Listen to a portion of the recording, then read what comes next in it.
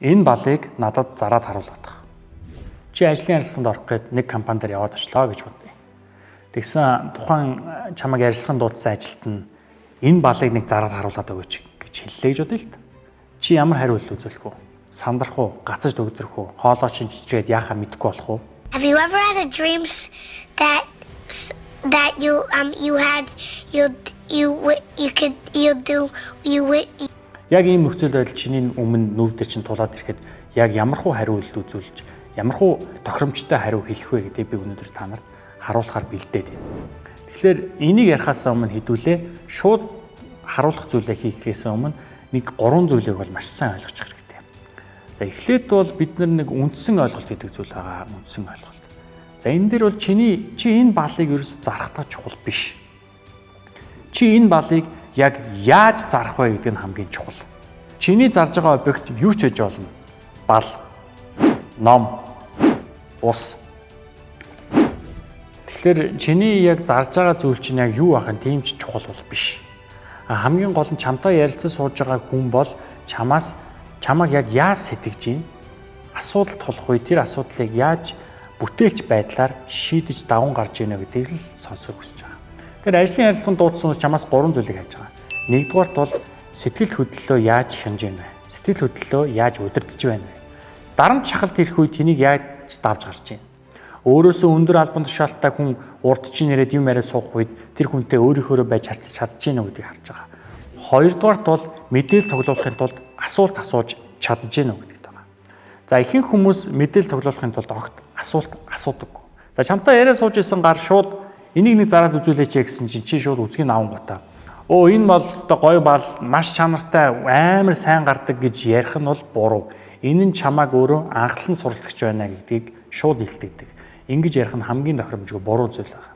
Чамаас тэр хүн юу хүсэж байгаа юм бэ гэхлээр надаас тодорхой хэмжээний асуулт асуух чадвартай байна уу гэдгийг хүсэж байгаа. I have several questions. Өөрөөр хэлбэл тэр хүн бал худалдаж авах гэж байгаа гэдгийг яаж мэдж байгаа юм? Тэр хүн ямархуу төвчний бал сонирхож байгаа гэдгийг та яаж мэдж байгаа юм бэ гэдэг нь. Чи ямар бал авах гэж байгааг нь мэдэхгүй байгаагаар нэ тэр хүнд бүтээгдэхүүний шин чанарыг дурдаад ах нь бол хамгийн буруу.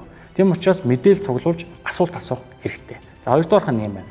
Гуравдугаарх нь бол борлуулалтыг хаах хэсэг. Өөрөөр хэлбэл арилжааг хаана гэсэн үг. Ихэнх хүмүүс арилжааг хаах үедээ хэрэглэгчид очих үн цэн, шин чанар, давуу тал гэдээ бүх зүйлийг хэлж өгдөг хэрнээ хамгийн эцэст нь мөнгөө асуугаа орхидог. Өөрөөр хэлбэл мөнгө асуугаас айдаг. Та ийм их хэмжээний мөнгө төлнө гэдгийг хэлж харуулж чаддаггүй. Тийм учраас чамайг ажлын ярилцлаганд дуудсан хүн бол энэ 3 зүйлийг л чамаас хайж байгаа. Одоо энэ 3 зүйлийг хэдүүлээ ойлгочлаа, үргэлжлүүлээд яг энэ балыг яаж зарах вэ гэдэг боломжуудыг би танарт харуулъя.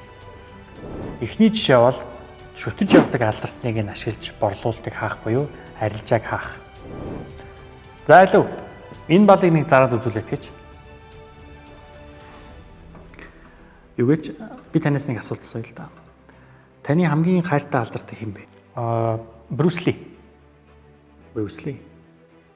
Үгүй энэ бол энгийн бал биш ээ. Би танд энэ балыг зарахаас өмнө танд нэг түүх ярьж өгье л да.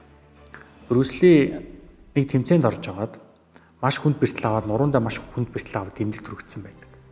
За эмнэлэгт байх хугацаанд нэг ном бичсэн байна. За тэр ном нь бол энэ тулааны урлагийн ертөнцийг маш гайхалтайгаар өөрчлөх хүч чадалтай агуу ном гарсан.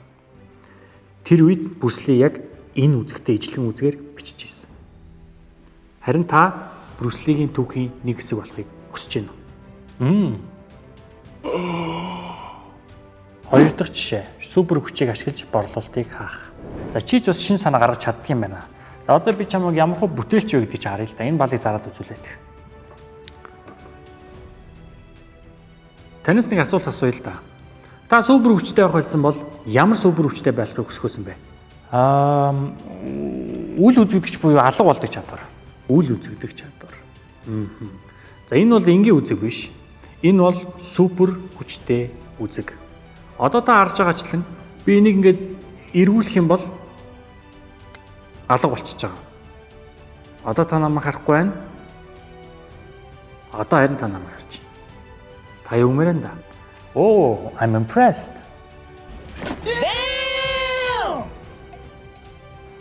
За сүүлийнх буюу 3 дахь нь илүү үн цэнийг санал болгож борлуулалтыг хаах.